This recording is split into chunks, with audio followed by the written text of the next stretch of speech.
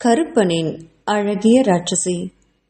விஷ்ணு கிட்ட பேசிட்டு அறைக்குள்ள வந்த மதிவதனி கார்வேந்தனை பார்த்தா. அவன் நல்லா அசந்து தூங்கிட்டு இருந்தான்.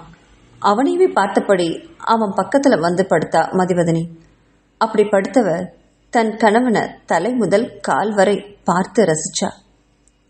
அவனுடைய அலைகள் பறந்த கூந்தலும், முகத்துல எப்பவுமே தெரிகிற அந்த கடினமும், தூங்கும்போது கூட உதட்ட அழுத்தமா மூடிக்கிட்டு தூங்குற அவனுடைய பிடிவாதமும், தாடைகளெல்லாம் இறுகி போயிருந்ததும் அவ மனசு ரொம்ப கவர்ந்தது. யார் சொன்னது இவன் அழகில்லைன்னு? இவன் கருப்பு தங்கமாயிச்சே என்று ரசிச்சா. அவன் உடம்பும் சொல்லவே வேண்டாம். எக்ல வார்த்தை இரும்பு போல அவ்வளவு கடினமா இருந்தது. அவனுடைய மனசு கூட அப்படிதான் கடினமா இருக்கும் போல இருக்கு என்று நினைச்சவ மெதுவா அவனுடைய மார்பில கைய வச்சா. அவனுடைய நாடி துடிப்ப உணர்ந்தவளுக்கு தன் உயிரே அவன்கிட்ட அங்கதான் இருக்குங்கிற மாதிரி தோணுச்சு. அப்பப்பா, காதலுக்கு தான் எவ்வளவு வலிமை! இவன் நினைச்சிட்டு இருக்கான் தான் கிருஷ்ணாவை காதலிக்கிறதா. ஆனா இவனையல்லவா இவ உயிருக்குயிரா நேசிக்கிறா. இத எப்ப இவன் புரிஞ்சுக்க போறானோ என்று ஏக்கமா நினைச்சவன் அவன் மார்பில கைய வச்சபடி, டேய் கருப்பண்ணசாமி, உன்னை தாண்டா எனக்கு ரொம்ப பிடிச்சிருக்கு. உன்னை தாண்டா காதலிக்கிறேன். உன்னை மட்டும் தாண்டா காதலிக்கிறேன். என்னை ஏண்டா நீ புரிஞ்சுக்கவே மாட்டேங்கிற? நீனா எனக்கு ரொம்ப உயிர் தெரியுமா? நீ இல்லாத வாழ்க்கைய என்னால நினைச்சு கூட பார்க்க முடியாது என்று அவன் காதுக்கு மட்டும் கேட்கிற அளவுக்கு பேசிக்கிட்டே போனா மதிவதனி. அவ அப்படி பேசிட்டு இருக்கும்போது கண்களை மூடியிருந்தவனுக்கு திடீர்னு ஏதோ சீனினைவு வர கண்களை மெதுவா திறந்து பார்த்தான். அப்போ தன்னுடைய மனைவி தான் பக்கத்துல படுத்து பேசிட்டு இருக்கிறது அவன் காதுல நல்லாவே விழுந்தது. ஆச்சரியத்தோட அவளை திரும்பி பார்த்தான். அவன் தூங்குறதா நினைச்சுக்கிட்டு எதையோ பேசிட்டு போனான். அவளுடைய கைகள் தன் மார்பு மேல இருந்தது. அதை பார்த்தவனுக்கு சொல்லவே முடியாத ஒரு உணர்வு வந்தது. தான் எழுந்துட்டது தெரிஞ்சா அவ பேசுறத நிறுத்திடுவான்னு உணர்ந்த கார்வேந்தன் மறுபடியும் பழையபடி தன் கண்களை இறுக மூடிக்கிட்டான். அவ பேசுறத நிறுத்தவே இல்லை. டேய் கருப்பு ராட்சசா, நீ என்னை தொடும்போது என் உள்ளுணர்வுகள் எப்படி இருக்கும் தெரியுமா? நீ எப்போ என்னை தொடப்போற, எப்போ என்னை ஆள போறேன்னு ஒவ்வொரு நிமிஷமும் ஒவ்வொரு நாளும் நான் துடிச்சு போயிருக்கேன் தெரியுமா? ஆனா நீதான் கடைசி வரைக்கும் என்னை புரிஞ்சுக்காமையே இருக்க. இப்ப பாரு, நீ குடிச்சிட்டு வந்து இங்க படுத்திருக்க. எனக்கு எவ்வளவு கஷ்டமா இருக்கு தெரியுமா? உனக்கு ஏதாவது ஆயிடுச்சுன்னா நான் எப்படி தாங்குவேன்? உன்னை விட்டா எனக்கு இந்த உலகத்துல வேற யார் இருக்காங்க என்று பேசிக்கிட்டே போனவளுடைய விழிகள்ல கண்ணீர் வழியவும் அதை கண்ட கார்வேந்தன் தன்னையும் அறியாம தான் மார்பு மேல இருந்த அவளுடைய கைகளை இறுக்கமா பிடிச்சுக்கிட்டான். அவன் தொட்ட உடனே பட்டுன்னு கண்களை திறந்து பார்த்தா மதிவதனி. அவனோ அதே சமயம் பட்டுன்னு அடுத்த வினாடியே தன் கண்களை இறுக மூடிக்கிட்டான். மயக்கத்துல தன் கைகளை பிடிச்சுக்கிட்டான் போல இருக்கு என்று நினைச்சு மகிழ்ந்தவ அவன் பக்கத்துல வந்து அவனுடைய மார்பிலேயே தலை வச்சு படுத்தா. அதை உணர்ந்த கார்வேந்தனுக்கு ரெக்க கட்டி பறக்கிற மாதிரி ஒரு உணர்வு. தன் மனைவி இந்த அளவுக்கு தன்னை காதலிக்கிறது தெரிஞ்சா எந்த ஆண்மகனுக்கு சந்தோஷம் வராது? தான் எழுந்துட்டது தெரிஞ்சா தன்னை விட்டு அவ பிரிஞ்சு போயிடுவான்னு நினைச்சு கண்களை இறுக மூடி தூங்க ஆரம்பிச்சிருந்தான் கார்வேந்தன். மனசுக்குள்ள இனம் புரியாத ஒரு நிம்மதியும் அமைதியும் வந்திருந்தது. அவ தன்னை விட்டு எங்கும் போக மாட்டா, அவ தன்னைத்தான் விரும்புறான்னு நினைச்சவனுக்கு எல்லையில்லாத ஆனந்தம் வந்துச்சு. ஆனா அத அவ அறியாம பாத்துக்கிட்டான். இவளை கொஞ்சம் சீண்டி பார்த்து வேடிக்கை பார்க்கணும் போல இருந்தது அவனுக்கு. இது எதுவுமே தெரியாத மதிவதனியும் அவனுடைய மார்பில முகம் சாஞ்சு கண்ணீர் வடிச்சு அவனைவே நினைச்சபடி அழுதுட்டு இருந்தா. விடிஞ்சதும் எழுந்து உட்கார்ந்த கார்வேந்தனுக்கு தலையெல்லாம் ரொம்ப பாரமா இருந்தது. நைட்டு நடந்ததை நினைச்சு பார்த்தான். பக்கத்துல அவளை தேடினா காணோம். குளியலறையில சத்தம் கேட்கவும் ஓ குளிக்க போயிருக்கா போல இருக்கு என்று நினைச்சவன் நைட்டு நடந்தது அவ புலம்பினதெல்லாம் நினைவு கூர்ந்தான். உதட்டுல ஒரு சின்ன புன்னகை வந்தது அவனுக்கு. அப்பப்பா, தன்னை இந்த அளவுக்கு அவ காதலிக்கிறா. ஆனா இது தெரிஞ்சது போல நம்ம காட்டிக்கவே கூடாது. அவ அப்படி என்னதான் பண்றான்னு பார்க்கலாமே என்று நினைச்சவன் மறுபடியும் குளியலறை திறக்கிற சத்தம் கேட்கவும் மறுபடியும் படுக்கையில படுத்துக்கிட்டு கண்களை இறுக மூடிக்கிட்டான். தூங்குறது மாதிரி பாசாங்க பண்ணான். குளியலறைந்து வெளில வந்தவன் ஒரு துண்டை மட்டும்தான் கட்டியிருந்தா. ஏதோ நினைவுல துணிகளை பாத்ரூம்க்கு எடுத்துட்டு போகவே மறந்திருந்தா. தன் கணவனை திரும்பி பார்த்தா. அவன் நல்லா தூங்குறது தெரிஞ்சுது. மடமடன்னு வெளியில வந்து கபோர்டை திறந்தவ ஒரு புடவை எடுத்தா. மறுபடியும் தன் கணவனை திரும்பி பார்த்தா. அவன் இன்னும் தூங்கிக்கிட்டே தான் இருந்தான். சரி, அவன் தான் தூங்குறானேன்னு நினைச்சு உடைகளை அங்கேயே மாத்த ஆரம்பிச்சா. ஆனா அந்த திருடனோ தூங்கவே இல்லையே. ஒரு கண்ணால அவ துணி மாற்றதர பார்த்தா. அவனுக்குள்ள ஏதேதோ உணர்வுகள் எழுந்து பேயாட்டம் போட்டுச்சு. ஓடி போய் அவளை இறுக்கி கட்டிக்கணும் போல இருந்தது அவனுடைய ஒவ்வொரு உணர்வும். ஆனா அதையெல்லாம் அரும்பாடுபட்டு ரொம்ப கஷ்டப்பட்டு அடக்கிக்கிட்டான் கார்வேந்தன். அவ உடையை மாத்தி முடிச்சதும் வெளியில போய் அவனுக்கு காஃபி போட்டது எடுத்துட்டு வந்தா. அதுக்குள்ள அவன் படுக்கையிலிருந்து எழுந்து உட்கார்ந்துருந்தான். அவனுக்கு காஃபியை அவனுடைய கையில கொடுக்காம அங்கிருந்த டேபிள்ல தொத்துன்னு வச்சா. அதை கண்ட கார்வேந்தனுக்கு கொஞ்சம் கோபமும் சிரிப்பும் கூடவே வந்தது. ஏண்டி, காஃபியை கையில் எடுத்து கொடுக்க மாட்டியா? பெரிய இவளாடி நீ என்று கேட்டான்.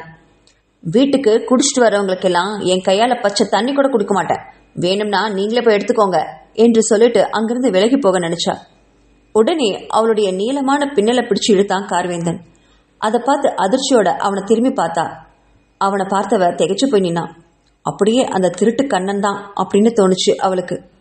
ஏண்டி, என்ன ரொம்ப திமிரா பேசுற? இது என்னோட வீடு. நான் குடிச்சிட்டும் வருவேன், குடிக்காமையும் வருவேன், இன்னொரு பொண்ணை கூட்டிட்டும் வருவேன். அதுக்கு நீ யாரடி என்றான். என்னது, இன்னொரு பொண்ணா? இவன் குடிச்சிட்டு வர்றதும் இல்லாம இன்னொரு பொண்ணை வேற கூட்டிட்டு வருவேன்னு சொல்றானா என்று நினைச்சுவ புடவை முந்தானிய இடுப்புல இழுத்து சொருக்கிட்டா. அவனை பார்த்து முறைச்சா. இதோ பாருங்க, இனிமே இந்த மாதிரி குடிச்சிட்டு வந்தீங்க, இந்த வீட்டுக்கு உங்களுக்கு இடமே கிடையாது. வெளியில போயிடுங்க, ஆபீஸ்ல தூங்குங்க, இங்க வராதிங்க என்றால் கடுப்போட. அவளுடைய கோபத்தை கண்டவனுக்கு சிரிப்பு வந்துச்சு. நான் அப்படி தாண்டி குடிச்சிட்டு வருவேன், என்னடி பண்ணுவ என்று அவனும் முறைச்சுக்கிட்டு நின்னான். இனி ஒரு தடவை குடிச்சிட்டு வந்தீங்க, அப்புறம் நானும் குடிப்பேன் என்றால்.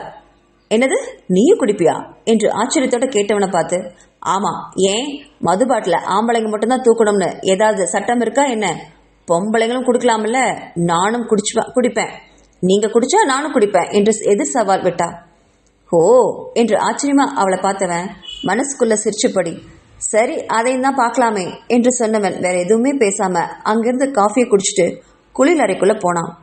அவன் போறதையே பார்த்துக்கிட்டு இருந்தா மதிவதனி.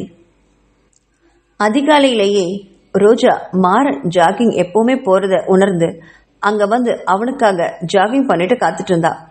அதை கண்டு ஆச்சரியமா விழிகளை விரிச்ச மாறன் அவ கூட ஜாகிங் செஞ்சபடியே, என்ன ரோஜா, இப்பெல்லாம் அடிக்கடி தோட்டத்துக்கு வந்து என்ன பாக்குற போல இருக்கே, இப்போ யாரை நான் காதலிக்க வைக்கணும் என்று நக்கலோட கேட்டான் மாறன். அதை கேட்டு அவனுக்கு சமமா ஜாகிங் பண்ணிக்கிட்டே, என்னதான் நீங்க காதலிக்க வைக்கணும் என்றால் அவளும் கிண்டலோட. மூச்சு வாங்க நின்று அவளை திரும்பி பார்த்தா மாறன். என்ன விளையாடுறியா ரோஜா? இதைத்தான் நம்ம அன்னைக்கே பேசி முடிச்சிட்டோமே, இந்த மேட்டரை நீ விடவே மாட்டியா என்று கேட்டுட்டு மறுபடியும் ஓடினான். இத்தனை நாள் இருந்த ரோஜா வேற, இப்ப இருக்கிற ரோஜாவே வேற. நான் உண்மையாவே உங்களை ரொம்ப நேசிக்கிறேன், உங்களை கல்யாணம் பண்ணிக்கணும்னு ஆசைப்படுறேன், கொஞ்சம் புரிஞ்சுக்கோங்க என்றாள் தன்மையாக. அதை கேட்டு மாறன் சிரிச்சான். ஹே ரோஜா, உனக்கு இந்த எமோஷன் எல்லாம் ஒர்க் அவுட்டே ஆகல. இந்த மாதிரியெல்லாம் டயலாக் பேசிட்டு என்கிட்ட நிக்காத. என்னை மறுபடியும் ஏமாத்தணும்னு முயற்சி பண்ணாத. நீ ஏமாத்தினா ஏமாந்து போற மாறன் செத்து போயிட்டான். இப்ப இருக்கிற மாறன் புதுசா பிறந்திருக்கான். நான் தொழில நிறைய கத்துக்கணும், எங்க அண்ணா மாதிரி பெரிய ஆளா வரணும்னு நினைக்கிறேன். உன் கூட சேர்ந்து காதல் விளையாட்டு விளையாடுறதுக்கு நான் தயாரா இல்லை என்றான் கடுப்புடன். ஓடிக்கிட்டே இருந்த மாறனுடைய கைகளை பிடிச்சு நிறுத்தினான். என்ன என்றவாறு திரும்பி பார்த்தான் மாறன். மாறன், நான் உண்மையாதான் சொல்றேன், எனக்கு உங்களை ரொம்ப பிடிச்சிருக்கு, உங்களை கல்யாணம் பண்ணிக்கணும்னு ஆசைப்படுறேன், உங்களை உயிருக்குயிரா நேசிக்கிறேன் என்றால் கண்களில் ஏக்கத்தோட. அந்த பார்வையை கண்ட மாறனுக்கு இவ சொல்றது உண்மையா இருக்குமோன்னு கூட யோசிச்சான். ஆனாலும் இவளை நம்ப முடியாதுன்னு மனசில் நினைச்சவன், சரி நீ சொல்றத நம்பணும்னா எனக்கு நீ ஒன்று பண்ணணும், பண்ணுவியா என்று கேட்டான். நான் என்ன பண்ணணும் மாறன்? நீங்க என்ன சொன்னாலும் நான் செய்யறேன் என்றாள். அவளைவே கூர்மையா பார்த்தபடி, நீ என்ன விரும்புறது உண்மையா இருந்தா கல்யாணத்துக்கு முன்னாடி என் கூட ஒரு நாள் தங்கணும். அப்படி நீ என் கூட ஒரு நாள் இருந்துட்டேனா என்னை முழுசா நீ விரும்புறன்னு அர்த்தம். அதை நான் ஏத்துக்கிறேன். அதுக்கப்புறம் உன்னையே நான் கல்யாணம் பண்ணிக்கிறேன், என்ன சொல்ற என்று கேட்டான். ரோஜா பொய்யா இருந்தா கண்டிப்பா இதுக்கு ஒப்புக்கவே மாட்டான்னு மாறனுக்கு நல்லாவே தெரியும். அதனாலதான் அந்த மாதிரி கேட்டான். ஆனா ரோஜாவோ ஒரு வினாடி அதிர்ந்து நின்னவ மறு வினாடியே, சரி மாறன், அப்போ நான் உங்களுக்கு எப்ப வேணும் என்று கேட்டாள். அந்த கேள்வியில இப்போ மாறன் அதிர்ந்து போனான். இருந்தாலும் அவளை இன்னும் பரிசோதிக்கணும் அப்படின்னு நினைச்சவன், இன்னைக்கு நைட்டு என்னோட ரூமுக்கு நீ வரணும், நான் காத்துட்டு இருப்பேன், என்றபடி மறுபடியும் ஜாகிங்க தொடர்ந்து பண்ணான். போற அவனைவே வெறிச்சு பார்த்துக்கிட்டு இருந்தா ரோஜா. கார்வேந்தன் அலுவலகம் போனதும் மடமடன்னு மதிவதனியும் தயாரானான். சரியா 11 மணி அளவுல விஷ்ணு வந்து சேர்ந்தான்.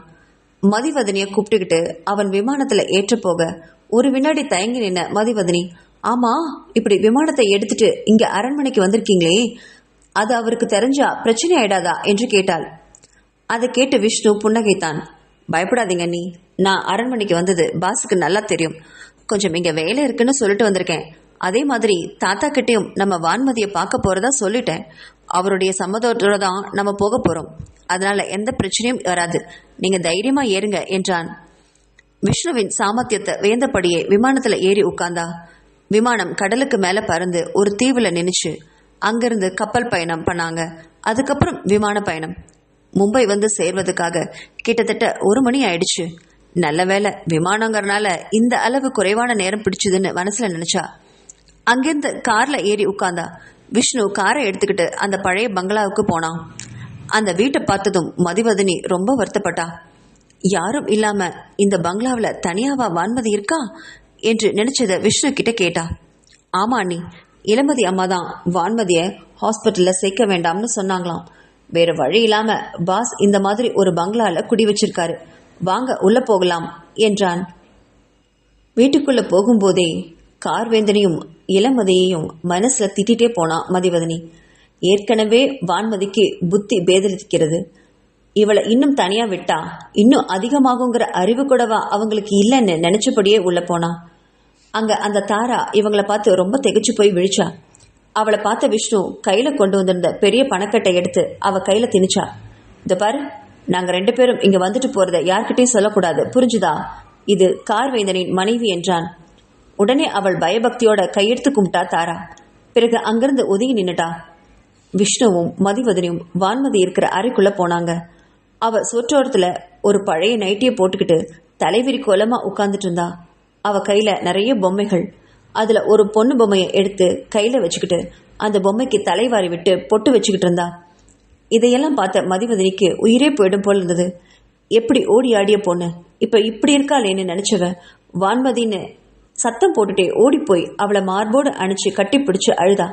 அவளால் அழுகையை கட்டுப்படுத்தவே முடியல. மதிவதனியோட மார்பில் சாஞ்சிருந்த வான்மதிக்கு ஒன்றும் புரியல. அவளை ரொம்ப தள்ளி விட்டா. ஏய் போ, யார் நீ? என்ன எதுக்காக வந்து கட்டிப்பிடிக்கிற? போ, எங்கிருந்து வந்தியோ அங்கே போ, வெளில போ என்று தன் பொம்மையை வச்சு மதிவதனிய அடிச்சுக்கிட்டே இருந்தா வான்மதி. அதை கண்ட விஷ்ணு ஓடி வந்து அவளுடைய கைகளை பிடிச்சு அவ கையில இருந்த பொம்மையை தூக்கி வீசினான். அதுல இன்னும் கோபம் அடைஞ்ச வான்மதி வேறொரு பொம்மையை எடுத்து விஷ்ணுவோட மண்டையில ஒரு போடு போட்டா. அந்த பொம்மை மரபொம்மையா இருந்ததுனால விஷ்ணுவோட மண்டையில நல்லாவே அடி பலமா விழுந்துருச்சு. அதை பார்த்த மதிவதனி ஐயோ விஷ்ணு என்றபடி அவனுடைய தலையை தேய்ச்சி விட்டா. அண்ணி பரவாயில்ல விடுங்க, சரியா போகும், சின்ன அடிதான் என்று சொல்லி அவனை அவன் தலையை தேய்ச்சிக்கிட்டான். திரும்பி வான்மதியை பார்த்தான். வான்மதியோ 2 பேரையும் அடிச்ச பயத்தால சுவத்தோரமா சேர்ந்து உட்கார்ந்துக்கிட்டு அவங்க 2 பேரையும் மிரண்ட பார்வையோட பார்த்தா. தான் அடிச்சது தப்புன்னு அவளுக்கு புரிஞ்சுது. அதுக்காக அவங்க திரும்பி நம்மளை அடிப்பாங்களோன்னு நினைச்சா. அவளைவே கூர்ந்து பார்த்தா மதிவதனி. அவ உடம்புல அங்கங்க சில காயங்கள் இருந்துச்சு. அதை பார்த்து ஆச்சரியம் அடைஞ்சவ இது எப்படி நடந்துச்சு, யார் பண்ணது என்றபடி அவளுடைய நைட்டியையும் ஒதுக்கி பார்த்தா. அப்ப அவளுக்கு நல்லா புரிஞ்சுது. திரும்பி நின்று தாராவை கடுமையா முறைச்சா. இதெல்லாம் நீயா பண்ண என்று கத்தினாள். அது வந்துமா நான் சொல்ற பேச்சு இவங்க கேட்கறதே இல்லம்மா. சில நேரங்கள்ல ரொம்ப கோவம் தான் அவங்க என்ன ரொம்ப அடிச்சிடுறாங்க. அவங்கள கட்டுப்படுத்த முடியாம நானும் சில நேரங்கள்ல அவங்கள ஸ்கேல்லையும் சீப்லையும் அடிப்பேன். அப்பதான் அவங்க கட்டுப்பாட்டிலே வருவாங்க. இப்ப பாத்தீங்களா, உங்களையும் அவங்க அடிச்சாங்கல்ல, அது மாதிரி தான் என்னையும் அடிக்கடி அடிப்பாங்க என்று கைகளை பெசிஞ்சபடியே சொன்னா தாரா. அதை கேட்ட 2 பேருக்குமே எரிச்சல் பத்திக்கிட்டு வந்தது. விஷ்ணுவுக்கே அடக்கவே முடியாத கோபம். ஏய், அவங்களுக்கு தான் மனநிலை சரியில்லைன்னு உனக்கு தெரியும்ல. அவங்கள சமாளிக்கிறதுக்காக தானே உனக்கு இளமதி அம்மாவும் பாசும் நிறைய பணம் கொடுக்குறாங்க. அவங்கள சமாளிக்க முடியாட்டி அவங்க கிட்டேயே போய் சொல்லணும். அதை விட்டுட்டு இப்படியே அவளை அடிப்ப? உனக்கு அறிவு இருக்கா இல்லையா என்று காட்டு கத்தலா கத்தினான் விஷ்ணு. திரும்பி வான்மதியை பார்த்தான். அவ இன்னுமே பயந்து போய் கைகளும் கால்களும் உதற சுவத்தோரமா பதுங்கி இருப்பதை பார்த்தவனுக்கு மனசெல்லாம் ஆடி போச்சு. அவளை அப்படியே வாரி அணைச்சுக்கணும் போல தோணுச்சு அவனுக்கு. மதிவதனியை பார்த்து அமைதியா தலை குனிஞ்சான் விஷ்ணு.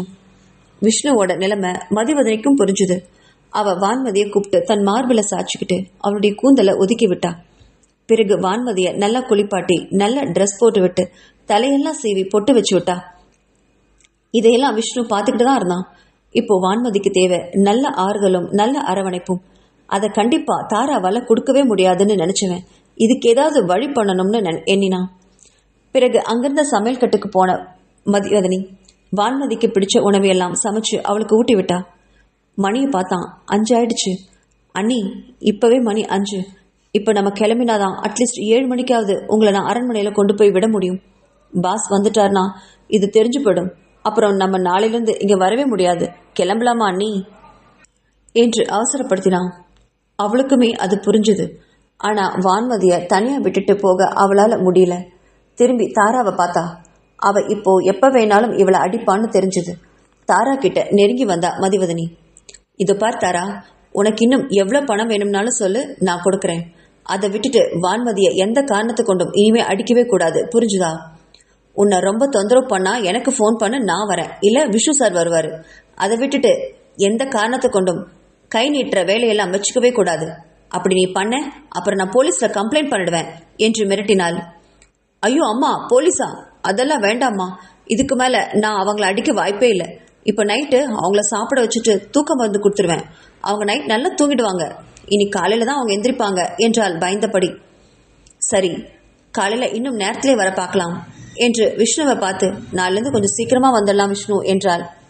அதை கேட்ட விஷ்ணுவோ, சரிங்க அண்ணி, கண்டிப்பா நம்ம இப்ப முயற்சி பண்ணலாம். இப்ப கிளம்பலாமா என்று அவசர அவசரமா மதிவதனியை கூட்டிட்டு மறுபடியும் அரண்மனைக்கு வந்து விட்டான்.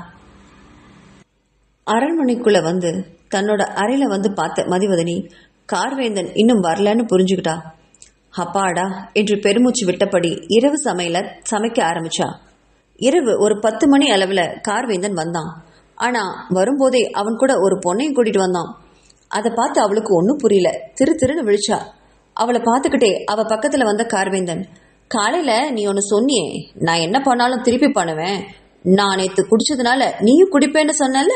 இப்போ நான் ஒரு பொண்ணை கூப்பிட்டு வந்திருக்கேன். நீ இப்ப என்ன பண்ண போற?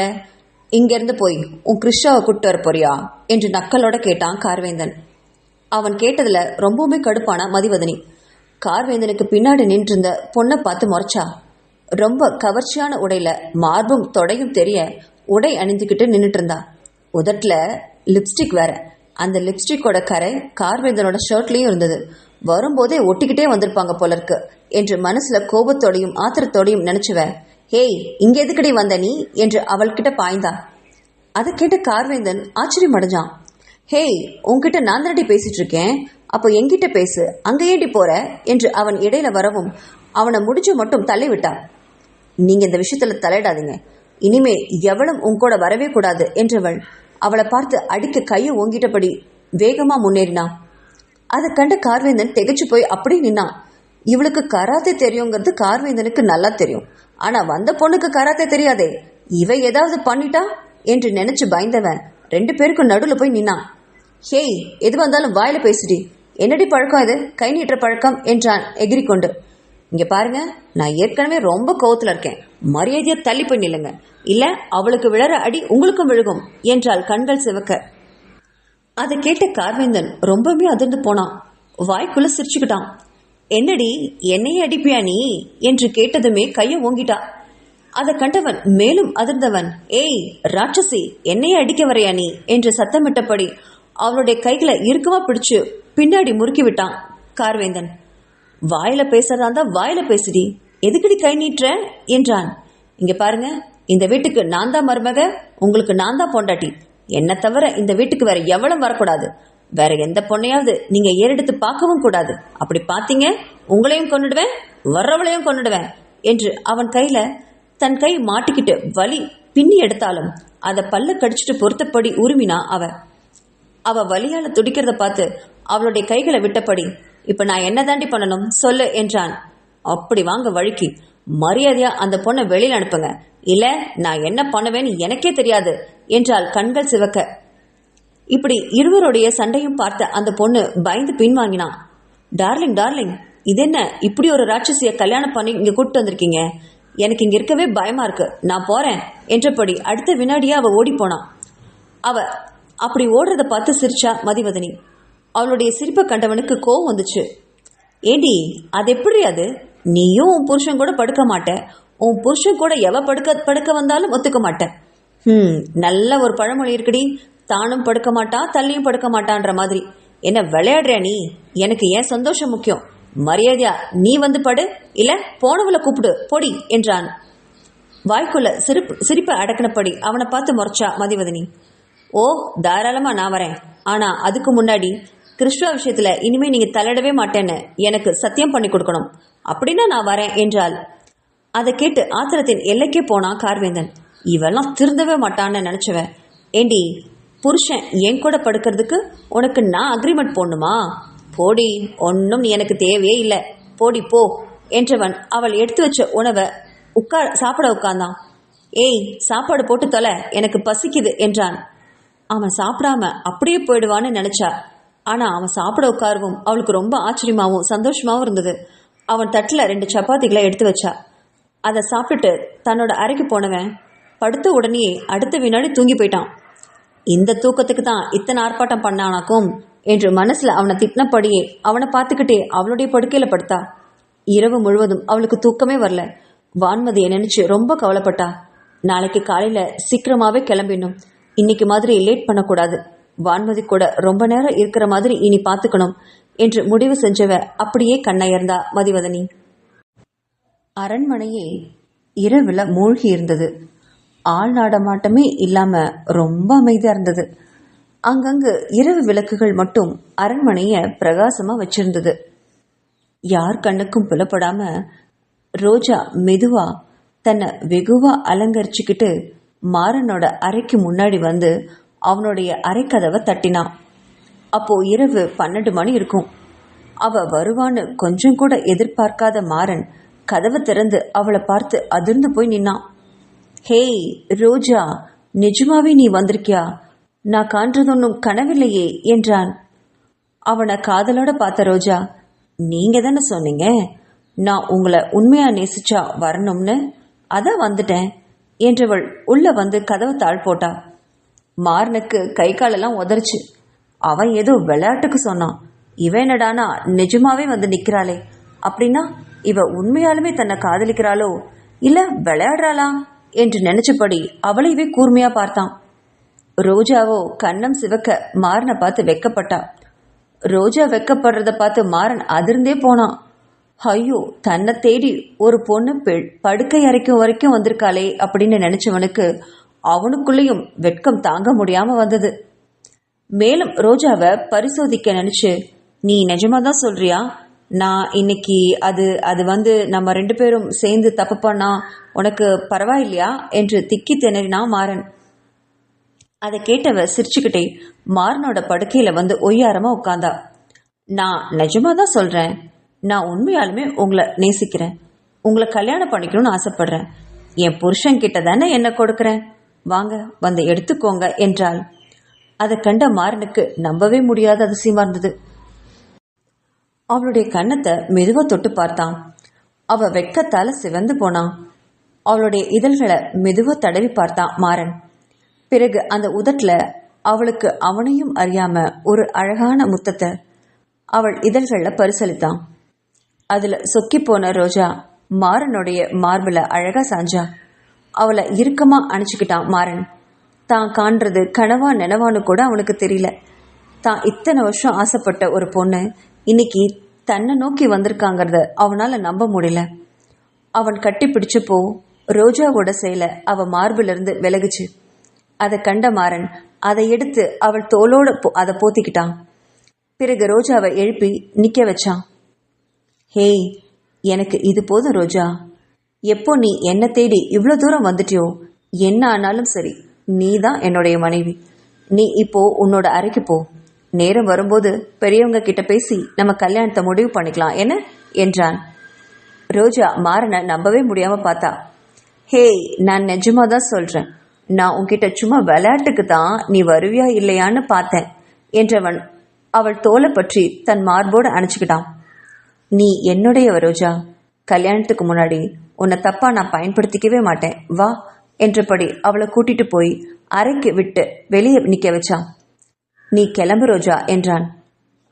வெளில வந்த ரோஜா மாறனை திரும்பி திரும்பி பார்த்தபடியே அவனோட அறையை விட்டு வெளியே போனவ திகைச்சு போய் நின்னான்.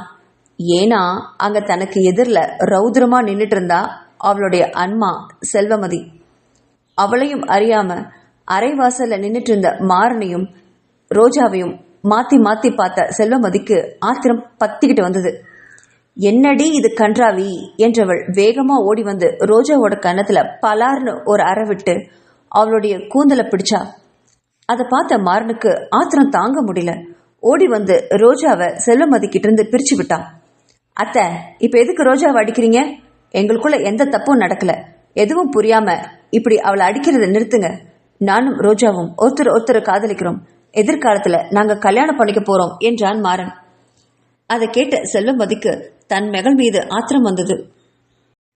ஏண்டி, போயும் இவனையா கல்யாணம் பண்ணிக்க போற அப்படின்னு சொல்லி ரோஜாவை மறுபடியும் அடிக்க போனான். 2 பேருக்கும் இடையில குறுக்க வந்தான் மாறன். அத்தை, எதுவா இருந்தாலும் நாளை காலையில தாத்தா முன்னாடி பேசிக்கலாம். இப்போ ரோஜாவை நீங்க கையை நீட்டி அடிக்கிற வேலையெல்லாம் வேண்டாம், கிளம்புங்க என்றான். டேய், அவ என் பொண்ணுடா, அவளை நான் அடிப்பேன் கொல்லுவேன், அது என்னோட இஷ்டம். அதை கேட்க நீ யாருடா என்றாள் செல்வமதி. உடனே அங்க செல்வமதியோட கணவன் வானரசனும் சத்தத்தை கேட்டு மாறனுடைய அம்மா செம்பாவையும் தந்தை பார்வேந்தரும் வந்தாங்க. அங்க நடந்ததை கேள்விப்பட்டு அப்படியே ஆடி போய் நின்னாங்க. பாத்தியா உன் மகனோட லட்சணத்தை? என் பொண்ணை எந்த அளவுக்கு மயக்க வச்சிருக்கான்னு. இதான் நீ உன் பையனை வளர்த்துன லட்சணமா என்று காட்டு கத்தலா கத்துனா செல்வமதி. அதை கேட்ட செம்பாவைக்கு ஆத்திரம் வந்துச்சு. ஹேய் செல்வமதி, வார்த்தையை அளந்து பேசுடி. என் பையன் அவனுடைய ரூம்ல ஒழுங்கா தான் தூங்கிட்டு இருந்திருக்கான். உன் பொண்ணு தான் என் பையனோட ரூம் வரைக்கும் வந்திருக்கா. அப்ப தப்பு யார் மேல? உன் பொண்ணு மேலையா இல்ல என் பையன் மேலையா என்று திருப்பி வாக்குவாதம் செஞ்சா செம்பாவை. அதை கேட்டு செல்வமதிக்கு கோவம் வந்து மறுபடியும் ரோஜாவை அடிக்க போனான். பாத்தியாடி, உன்னாலதான் நான் எவ்வளவு கேவலப்பட்டு நிக்கிறேன்னு என்று கத்தினான். மறுபடியும் குறுக்கால வந்தான் மாறன். அத்தை, இனி ரோஜாவை கை நீட்டுற வேலையெல்லாம் வேண்டாம், நான் தான் அவளை என் ரூமுக்கு கூப்பிட்டேன் என்றான். அதை கேட்ட அவனுடைய அம்மா செம்பாவைக்கு கோவம் வந்துச்சு. டேய், என்னடா இதெல்லாம்? அப்படின்னா ரோஜாவை நீதான் உன்னோட ரூமுக்கு கூப்பிட்டியா? ஏண்டா என் மானத்தை இப்படி வாங்குற என்று கதறி அழுதா. இதையெல்லாம் பார்த்துக்கிட்டே நின்ன பார்வேந்தன் சற்று நிதானத்துக்கு வந்தாரு. இங்க பாரு செல்வமதி, நடந்து போச்சு. இனி எதுவா இருந்தாலும் நாளை காலையில அப்பா முன்னாடி பேசிக்கலாம். இப்ப யாரும் இங்க நின்று சத்தம் போட வேண்டாம். போங்க, போய் அவங்கவுங்க ரூம்ல போய் படுத்து தூங்குங்க என்று கத்தியபடி அனைவரையும் கலைஞ்சு போக சொன்னாரு. அவர் பேச்சுக்கு மரியாதை கொடுத்து எல்லாரும் கலைஞ்சு போனாங்க. மாறன் திரும்பி தன்னையே பார்த்துக்கிட்டு போன ரோஜாவையை கவலையா பார்த்தான். காலையில பருதிவேந்தனும் வேண்மதியும் ஹால்ல நிக்க அவங்கள சுத்தி செம்பாவை, பார்வேந்தனும், செல்வமதி வானரசனும், மாறனும் ரோஜாவும் ஜோடி ஜோடியா நின்றுட்டு இருந்தாங்க. நடந்த கூத்தையெல்லாம் கேள்விப்பட்ட பருதிவேந்தனுக்கு சிரிக்கிறதா அழறதான்னு கூட தெரியல. மாறனையும் ரோஜாவையும் திரும்பி பார்த்தாரு. 2 பேரும் தலை குனிஞ்சு அமைதியா நின்றுட்டு இருந்தாங்க. ரோஜா மாறனோட அறைக்கு போயிருக்கிறான்னா கண்டிப்பா 2 பேரும் ஒருத்தர் நேசிச்சிருக்கணும் அப்படின்னு மனசு நினைச்சவரு இப்ப இந்த விஷயத்த கார்வேந்தனுக்கு தெரியறது நல்லதுன்னு நினைச்சாரு. உடனே கார்வேந்தனுக்கு கூப்பிட்டு அவனை வர சொன்னாரு. அவன் வந்ததும் எங்கடா உன் பொண்டாட்டி என்று கேட்டார். கார்வேந்தனுக்குமே அந்த கேள்விக்கு பதில் தெரியாதே. அரண்மனையிலிருந்து காலையில ஆபீஸ்க்கு போனவன் இப்போ தாத்தா அழைச்சதுனாலதான் திரும்பி வந்தான். அப்படி வந்தவன் நேரா தன்னோட அறைக்கு போனான். அங்க எங்க தேடியும் மதிவதனிய காணல. விஷ்ணு காலையில விமானத்தை எடுத்துக்கிட்டு அரண்மனைக்கு வரதா சொன்னான். அவங்களுடைய அறையில சில பொருட்கள் வாங்கணும்னு மதிவதனி நீ சொன்னதுனால விஷ்ணுவை அனுப்பி வச்சான். ஆனா அதுக்கப்புறம் இங்க வந்து பார்த்தப்போ மதிவதனியும் இல்ல, விஷ்ணுவும் இல்ல. 2 பேரும் எங்க போயிருப்பாங்கன்னு அவனுக்கே குழப்பமா இருந்தது. உடனே அலைபேசியை எடுத்து விஷ்ணுவுக்கு கூப்பிட்டான். விஷ்ணுவோ இப்போ வான்மதியை பார்க்க அவளுடைய பங்களாவுக்கு மதிவதனியோட கார்ல போயிட்டு இருந்தான். போனை பார்த்தவன் அதுல கார்வேந்தனோட அழைப்பு வரவும் திகைச்சபடி மதிவதனிய திரும்பி பார்த்தான். இப்போ என்ன நீ பண்றது? பாஸ் போன் பண்றாரே என்று கேட்டான். போனை எடுக்காத விஷ்ணு, கேட்டா டிரைவிங்ல இருந்தேன்னு அப்புறமா சொல்லி சமாளிச்சுடு. இப்ப நீ போன் எடுத்தினா கண்டிப்பா நீ எங்க இருக்கங்கிற விஷயத்த சொல்ல வேண்டி வரும் அப்படின்னு சொன்னதும் உடனே ஒப்புக்கிட்டான் விஷ்ணு. அதனால அந்த போனை அவன் அட்டன் பண்ணவே இல்லை. மறுபடியும் கார்வேந்தன் மதிவதனிக்கு கூப்பிட்டான். மதிவதனியும் அவனுடைய காலை அட்டன் பண்ணவே இல்லை. 2 பேருக்கும் திமிர் ரொம்ப ஜாஸ்தி ஆயிடுச்சுன்னு மனசுல ஆத்திரத்தோட நினைச்சான் கார்வேந்தன். 2 பேரும் அப்படி எங்கதான் ஊசிட்டு இருக்காங்களோன்னு தெரியல என்று மனசுல நினைச்சபடி தாத்தாவை பார்த்தான். டேய் பேராண்டி, மதிவதனி எங்கடா என்று கேட்கவும் அவன் பதில் தெரியாம திருன்னு விழிச்சான். அவன் விழிக்கிறத பார்த்த பரதிவேந்தன், சரி விடு, விஷ்ணு காலையில வந்திருந்தான்ல, ஏதோ திங்ஸ் எல்லாம் வாங்கணும்னு சொன்னாங்க, எங்கேயாவது வெளியில போயிருப்பாங்களா இருக்கும் என்றவர், இப்ப இந்த விஷயத்த கவனிடா, நேத்து நைட்டு ரோஜாவும் மாறனும் ஒரே அறையில இருந்திருக்காங்க என்றவர் தொடர்ந்து நடந்த விஷயத்த சொன்னாரு. அதை கேட்ட கார்வேந்தன் திகைச்சபடி ரோஜாவையும் மாறனையும் பார்த்தான். 2 பேரும் கார்வேந்தனை பார்த்து தலை குனிஞ்சாங்க. பிறகு மற்ற அனைவரையும் பார்த்தவன், 2 பேருக்கும் கல்யாணம் பண்ணிக்கிற முறை தானே, பேசாம அவங்க 2 பேருக்கும் சீக்கிரமா கல்யாணத்தை பண்ணி வச்சிடலாம் என்றான் கார்வேந்தன். அதை கேட்ட செல்வமதிக்கு ஆத்திரம் வந்தது. என்ன விளையாடுறியா கார்வேந்தா, இந்த மாறனுக்கு நான் எப்படி என் பொண்ணை கல்யாணம் பண்ணிக்க முடியும் என்று கேட்டாள். ஏன், மாறனுக்கு என்ன குறைச்சலாம் என்று திருப்பி கேட்டான் கார்வேந்தன். அவனுக்கு தொழில் நடத்தவே தெரியாது, வெறும் படிச்சிருந்தா மட்டும் போதுமா, ஒரு தொழில் நடத்தி அதை எப்படி முன்னுக்கு கொண்டு வரணும்னு தெரியணும்ல, இப்படி பொழைக்க தெரியாதவனுக்கு என் பொண்ணை கொடுக்க மாட்டேன் என்று முகத்தை திருப்பியபடி சொன்னா செல்வமதி. அதை கேட்டு எல்லாருமே அதிர்ந்து போனாங்க. ரோஜாவும் மாறனும் ஒருத்தர் பார்த்து விழிச்சுக்கிட்டு நின்னாங்க.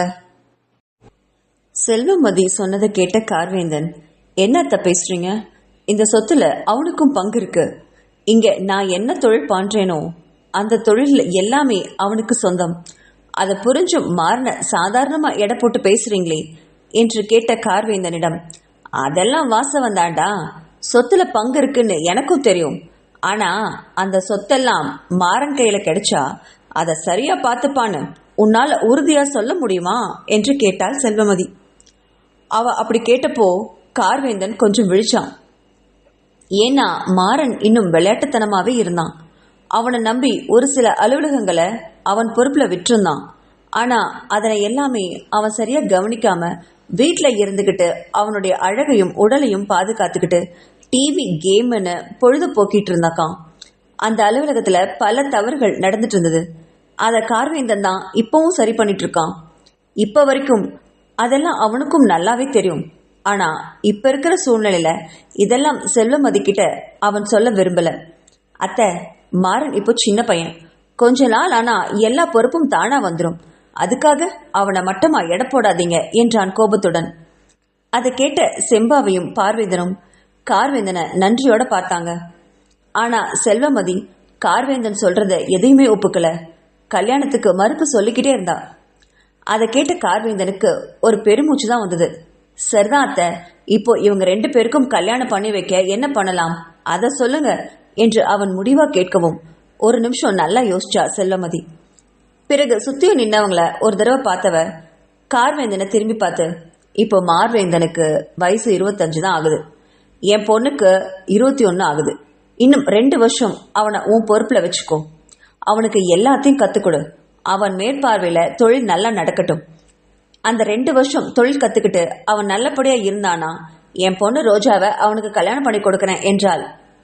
அதை கேட்ட பரதிவேந்தன் தன் பொண்ணை மெச்சிய பார்வை பார்த்தாரு. இத்தனை வருஷத்துல இப்பதான் இவ உருப்படியா பேசியிருக்கான்னு நினைச்சாரு பரதிவேந்தன். வேண்மதிக்கும் இது சம்மதமாகவே இருந்தது. செம்பாவையும் பார்வதியுமே எப்படியோ தன் மகனுக்கு நல்ல வாழ்க்கை கிடைச்சா சரின்னு நினைச்சாங்க. கார்வேந்தன் மாறனை திரும்பி பார்த்தான். டேய் இங்க பாரு மாறா, விளையாட்டுத்தனமெல்லாம் போதும், நீ ரோஜாவை உண்மையா விரும்புறது இருந்தா அவ வேணும்னு நீ நினைச்சினா நாளையில இருந்து ஒழுங்கா ஆபீஸ்க்கு வா, என் கூடவே இரு, நான் என்ன சொல்லி கொடுக்கறனோ அதை அப்படியே கத்துக்கோ, அத்தை சொன்னதெல்லாம் கேட்டல்ல, உனக்கு 2 வருஷம் தான் டைம், அதுக்குள்ள உன்னை நீ மேம்படுத்திக்கோ, அப்பதான் உனக்கும் ரோஜாவுக்கும் கல்யாணம் ஆகும், புரிஞ்சுதா என்று கண்டிப்பாக சொன்னான்.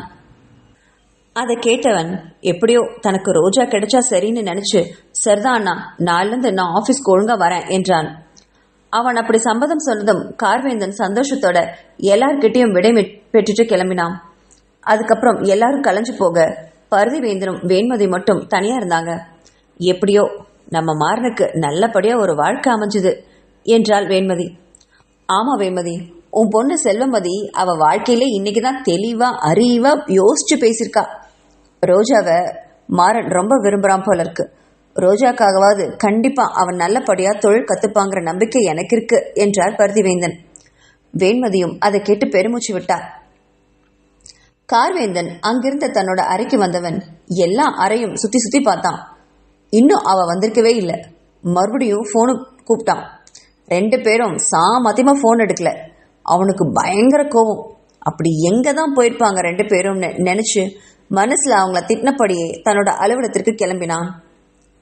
வான்மதியை பார்க்க போன 2 பேரும் அவகிட்ட கொஞ்ச நேரம் பொறுமையா பேசி பார்த்தாங்க.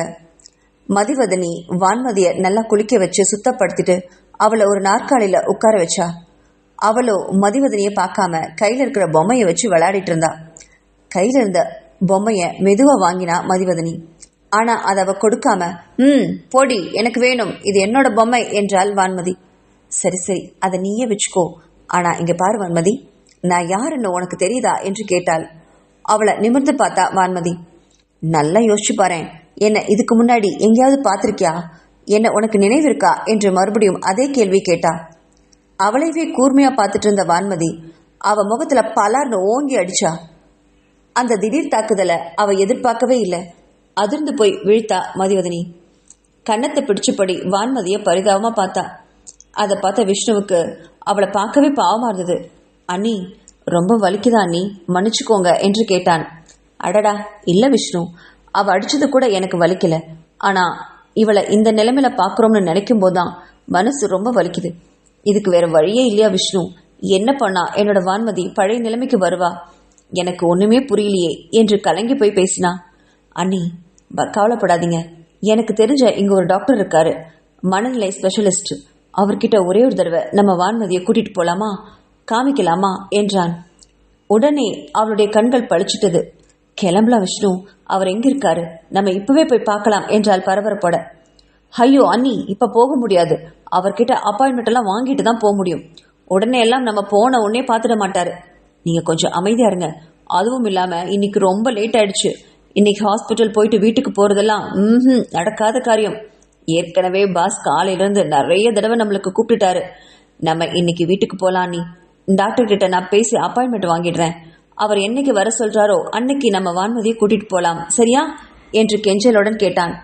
வேற வழி இல்லாம அதுக்கு சம்மதிச்சா மதிவதனி.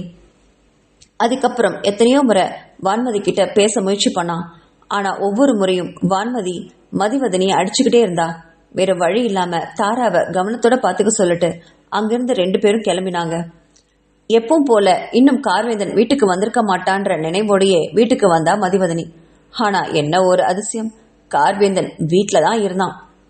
எப்பவும் போல அவன் இன்னைக்கு 10 மணிக்கு தான் வீட்டுக்கு வருவான்னு நினைச்சிருந்தா. ஆனா அதனாலேயே இன்னைக்கு வான்மதியை விட்டு லேட்டா கிளம்பி நைட்டு 8 மணிக்கு மேலதான் வீட்டுக்கே வந்தா.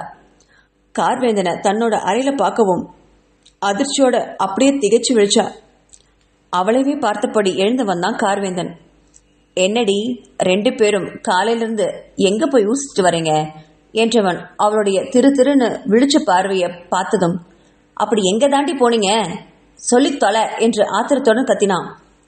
அவன் அப்படி ஆத்திரத்தோட கேட்கவும் மதிவதனிக்கு என்ன பதில் சொல்றனே தெரியல. அது வந்து வீட்டுல கொஞ்சம் பொருள் எல்லாம் தேவைப்பட்டுச்சா, அதனால விஷ்ணு கூட போய் வாங்கிட்டு வந்தேன் என்று இழுத்தாள். ஓ அப்படியா, எங்க நீ வாங்கிட்டு வந்த பொருள் எல்லாம் எங்க இருக்கு காமி, எனக்கு அதெல்லாம் கொஞ்சம் பார்க்கணும் என்றதும் திகைச்சு போய் நின்னான்.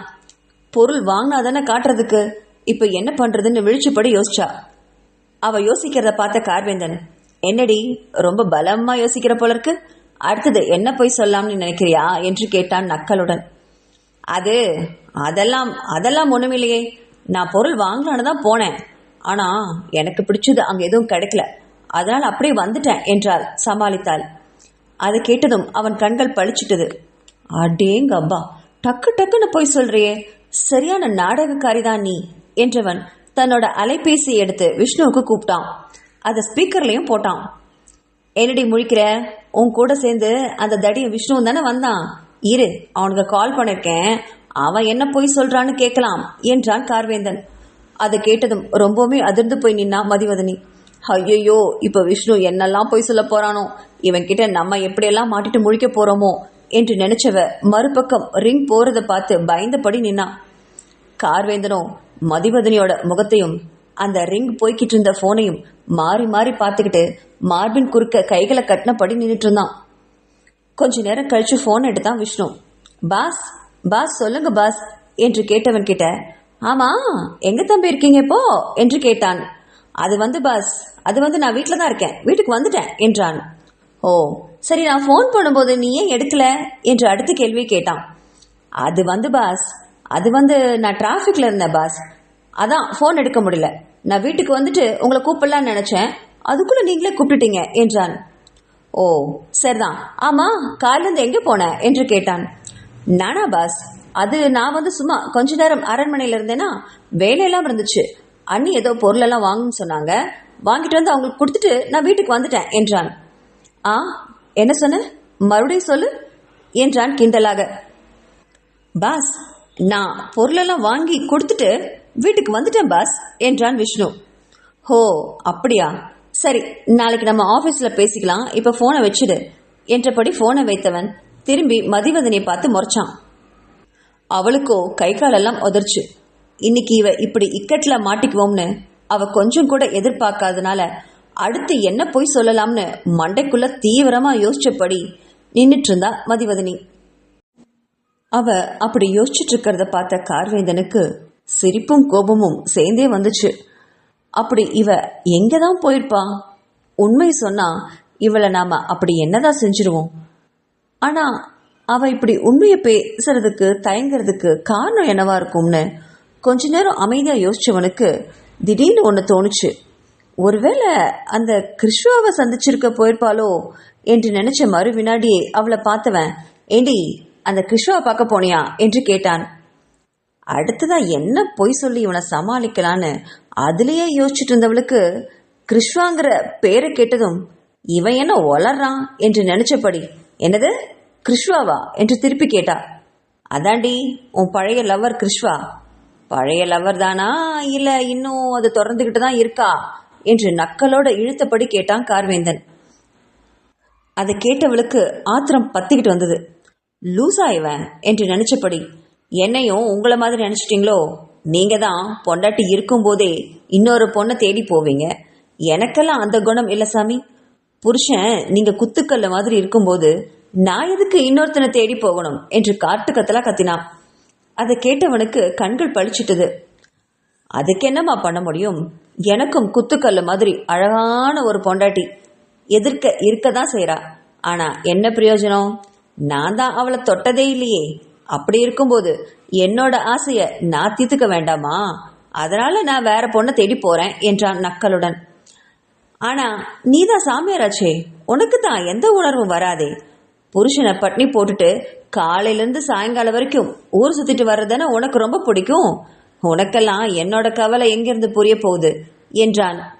என்னது சாமியாரா நானா என்று கோபத்தோட அவ கேட்கவும், பின்ன நீ சாமியார் இல்லையா?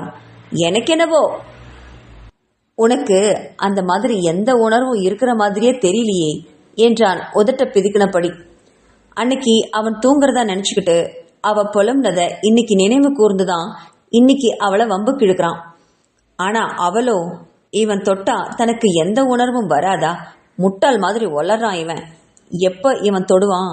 இவன் தொடவே மாட்டானா அப்படின்னு ஏங்கிட்டு இருக்கேன். பேசுறான் பாரு பேச்சு, லூசு என்று நினைச்சவளுக்கு ஆத்திரமும் கோபமும் வந்துச்சு. நான் ஒன்னும் சாமியார் இல்லை, தெரிஞ்ச மாதிரி பேசாதீங்க, எனக்கும் எல்லா உணர்வும் இருக்கு என்றாள் ஒரு வேகத்துடன்.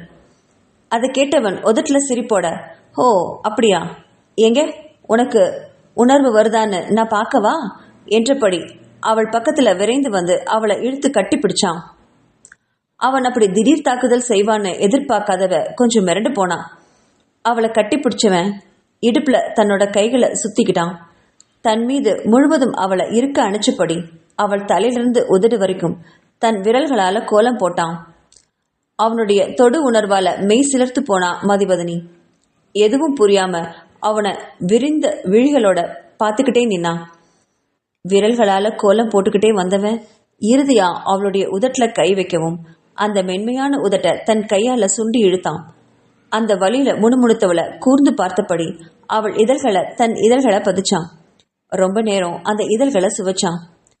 தான் விரும்பும் ஒருவன் தன்னை தொட்டதும் அவன் கையில நெகிழ்ந்து போனா மதிவதனி. அவளால நிக்க கூட முடியல. கால்கள் எல்லாம் தளர்ந்து போய் கீழே விழுற மாதிரி இருந்தது. அப்படியே அவ விழுந்தவளை அழகா தூக்கினான். அவளை படுக்கையில படுக்க வச்சான். பிறகு அவளுடைய கால் முதல் தலை வரைக்கும் தன் உதடுகளால முத்தமிட்டுக்கிட்டே வந்தான். அவனுடைய ஒவ்வொரு செயலையும் தன்னை இழந்துகிட்டே வந்தா மதிவதனி. அவளது செயலை உருவி கீழே போட்டவன் அவளுடைய நிறக்கையில கைய வச்சான். அந்த அதிர்ச்சியில அவளுடைய கையை பிடிச்சு தடுத்தா. ஆனா அவனோ அவளுடைய கைகளை மெல்ல விலக்கியபடி அவ தலைக்கு மேல அந்த கைகளை கொண்டு வந்து நிறுத்தி அவ கைகளை அழுத்த பிடிச்சான். பிறகு அவன் உதடுகளால் அவளுடைய மார்பு, கழுத்து, வெற்றி இடைன்னு ஒவ்வொரு இடமா முத்தம் கொடுத்துக்கிட்டே வந்தான். அவன் கொடுத்துள்ள சுகத்துல மதிமயங்கி கிடந்தா அவனுடைய மனைவி. அவனுடைய ஒவ்வொரு செயலுமே அவளை சொர்க்கத்துக்கே கொண்டு போச்சு. அந்த சுகத்தை அனுபவிச்சபடி முணுமுணுத்துக்கிட்டு இருந்தவளை அப்படியே வாரி அணைச்சுக்கணும் போல இருந்தது கார்வேந்தனுக்கு. அதுக்கு மேலேயும் அவனால பொறுமையா இருக்க முடியல. ஒவ்வொரு உடையும் கழட்டி கீழே போட்டவன் அவளுடைய வெற்று உடந்த பார்த்தவனுக்குள்ள 1000 மலர்கள் மலர்ந்தது போல இருந்தது. தேன் குடிக்கும் வண்டு போல அவளை நாடினான். தன் கணவன் தன்னை ஆட்கொள்ள போறான்னு தெரிஞ்ச அவளுக்குள்ள பெண்மை எனும் மலர் தானாவே மலர்ந்தது. அடுத்து என்ன நடக்குமோ என்று நினைச்சு அவளோட எதிர்பார்த்து காத்துக்கிட்டு இருந்தப்போ திடீர்னு மதிவதனியோட போன் ஒலிச்சுது. அந்த அதிர்ச்சியில கண்ணை விழிச்சுவ அவளுடைய போன் எங்கன்னு தேடினா. அதை கண்ட கார்வேந்தன், அமைதியா கொஞ்ச நேரம் படுறி, அப்புறமா போனை எடுத்துக்கலாம் என்று அவளுடைய காதருகில மெல்ல குனிஞ்சு முணுமுணுக்கவும் அந்த பேச்சுல தன்னை இழந்து மறுபடியும் அவனுக்கு விருந்தாக முற்பட்டா. ஆனா மறுபடியும் அவளுடைய அலைபேசி ஒலிக்க ஒருவேளை அது தாராவா இருக்குமோ, வான்மதிக்கு ஏதாவது பிரச்சனையோ என்று நினைச்ச மறு வினாடி ப்ளீஸ் அது யாருன்னு மட்டும் பார்த்துடுறனே ப்ளீஸ் என்று மெதுவா கெஞ்சவும் வேற வழி இல்லாம அவளை எழுந்து போக விட்டான். படுக்கையின் மறுபுறம் இருந்த அவளுடைய போனை எடுத்து பார்த்தவ அதிர்ந்து போனா. அதுல கிருஷ்வா தான் கூப்பிட்டு இருந்தான்.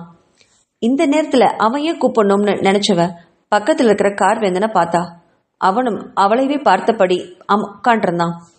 வேற வழி இல்லாம போனை அட்டன் பண்ணி ஹலோ ஹலோ கிருஷ்வா என்றதும் கார்வேந்தனுக்கு சொல்லவே முடியாத அளவுக்கு கோபமும் ஆத்திரமும் வந்துச்சு.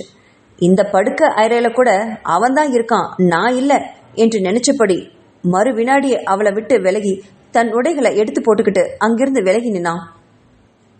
அவன் தன்னை விட்டு விலகி போறத பார்த்துக்கிட்டே இருந்த மதிவதனிக்கு அவனை தடுக்கணும் போல தோன்றினாலும் கிருஷ்வா எதிர்ப்புறத்துல ஏதோ பேசிட்டு இருந்ததுனால கவனத்தை அங்க செலுத்தினான். எதிர்ப்புறம் இருந்த கிருஷ்வாவோ மதி ப்ளீஸ், எனக்கு கொஞ்சம் பணம் அவசரமா வேணும், சாப்பிட்றதுக்கு கூட வழி இல்லாம தவிக்கிறேன் என்று கேட்டதும் அவளுக்கு மனசெல்லாம் பதறி போச்சு. ஐயோ, இவனை எப்படி மறந்தேன், இவனுக்கு நல்ல வாழ்க்கை கிடைக்காம கார்வேந்தனுக்கு எப்படி பணிஞ்சு போனேன் என்று அவளைவே திட்டிக்கிட்டவ, நீ போனை வச்சிரு கிருஷ்வா, உடனே நான் ஜிபே பண்றேன், இது உன்னோட ஜிபே நம்பர் தானே, இப்பவே உனக்கு போடுறேன் என்று சொன்ன அடுத்த வினாடியே தன்னோட அலைபேசி எடுத்து ஜிபே பண்ண போனான். அப்போ சட்டுன்னு வந்த கார்வேந்தன் அவளுடைய போனை வாங்கி கீழே போட்டு உடைச்சான். அதை பார்த்தவளுக்கு ஆத்திரமே தாங்க முடியல. தாமேல இருந்த போர்வையை இருக்க பிடிச்சபடி எழுந்து நினவ, நீங்கெல்லாம் மனுஷனா இல்ல ராட்சசனா, ஏன் இப்படி எல்லாம் பண்றீங்க? ஒரு மனுஷனுடைய பசியை கூட தீர்க்க முடியாத அளவுக்கு நீங்க அரக்கனா போயிட்டீங்களா? அவனுடைய வயிற்று பசியை தீர்க்க முடியாத நீங்க உங்க உடம்பு பசிக்கு என்கிட்ட வரீங்களே, உங்களுக்கெல்லாம் வெக்கமா இல்ல என்று கேட்டதும் அவனும் எரிமலையா கொதிச்சு போனான். வேகமா வந்து அவளை பலார் நடிச்சான். தொட்டு தாலி கட்டின புருஷன் படுக்கையில் இருக்கேன், என்ன கவனிக்க உனக்கு துப்பு இல்ல? கண்டவன் போனையும் இந்த நேரத்துல எடுத்து ஏன் முன்னாடி எடுத்து பேசிட்டு அவனுக்கு சப்போர்ட் பண்ணி பேசுறியே, உனக்கெல்லாம் வெக்கமா இல்ல என்று ஆத்திரத்தோட உரிமினவன், சீ, இனிமே என் முகத்திலே முழிக்காத அப்படின்னு சொல்லிட்டு வேகமா அந்த அறையை விட்டு வெளியே போனான். அவன் போனதையே பார்த்துட்டு இருந்தவளுக்கு அழுக தாங்க முடியாம வந்துச்சு. பாவம் கிருஷ்வா, பசின்னு சொல்லி கேட்டானே, இப்போ என்ன பண்றது, போனையும் போட்டு உடைச்சிட்டானே என்று நினைச்சவ மடமடன்னு தன்னோட உடையை அணிஞ்சுக்கிட்டு வெளியில வந்து பார்த்தா. அப்படி வெளியில வந்தவ பால்கனியில கார்வேந்தன் நின்றுட்டு இருக்கிறத பார்த்தா. அவளுக்கு இப்போ கிருஷ்வாவுக்கு பணம் போட்டே ஆகணும். என்ன பண்றதுன்னு யோசிச்சவ கார்வேந்தன் கிட்டதான் கேட்கணும்னு நினைச்சுக்கிட்டு பக்கத்துல வந்து அவளுடைய தோள்களை மெல்லமா தொட்டா. அவள் தொட்டதும் அதிர்ந்து போய் திரும்பினான். அவளை பார்த்ததும் என்ன சொல்லு என்றான். அந்த குரல்ல கொஞ்சம் தைரியம் அடைஞ்சவ, அது வந்து கிருஷ்வாவுக்கு கொஞ்சம் பணம் போட்டு விடணும், உங்க போன்ல இருந்து அவனுக்கு ஜிபே பண்ணி விடுங்க என்றாள். அதை கேட்டு ஆச்சரியமா பார்த்தான் அவளை. ஏண்டி, இப்பத்தானே உன்னை அவன்கிட்ட பேசவே கூடாது, அவனுக்கு பணம் போடவே கூடாதுன்னு திட்டிட்டு வெளியில வந்தேன், இப்ப என்கிட்டயே அவனுக்கு பணம் அனுப்ப சொல்றியே, ஆனாலும் உனக்கு ரொம்ப தைரியம் தாண்டி என்று நக்கலோட சொன்னான். இங்க பாருங்க, என்ன வேணாலும் திட்டுங்க, அடிங்க, கொல்லுங்க, என்ன வேணாலும் பண்ணிக்கோங்க, நான் தாங்கிக்கிறேன். ஆனா கிருஷ்ணா விஷயத்துல மட்டும் விளையாடாதீங்க. அவர் சாப்பாட்டுக்கே வழி இல்லாம ரொம்ப கஷ்டப்படுறாரு போல இருக்கு. எல்லாம் உங்களால வந்த வேணதான். தயவு செஞ்சு நான் சொல்றதை கேளுங்க, அவனுக்கு கொஞ்சம் பணம் போட்டு விடுங்க என்றாள். அவளைவே பார்த்துக்கிட்டு மார்பின் குறுக்க கைகளை கட்டினவன், சரிடி, நீ சொல்றபடி நான் அவனுக்கு பணம் போட்டு விட்டா நீ எனக்கு என்ன தருவ என்று பேரம் பேசினான். அவனை புரியாம பார்த்தா மதிவதனி. என்னது புரியல, உங்களுக்கு என்ன வேணும் என்று கேட்டவளிடம், எனக்கு வேற என்ன வேணும், நீதான் வேணும். நம்ம இப்போ அங்க பெட்ல முடிச்சோம்ல, அதுல இருந்து தொடரணும், முடியுமா என்றான். என்னது என்று திகைச்சு விழிச்சவர்கிட்ட, ஆமாண்டி, நீ தான் வேணும். நான் இப்போ அவனுக்கு பணம் போட்டு விடுறேன்.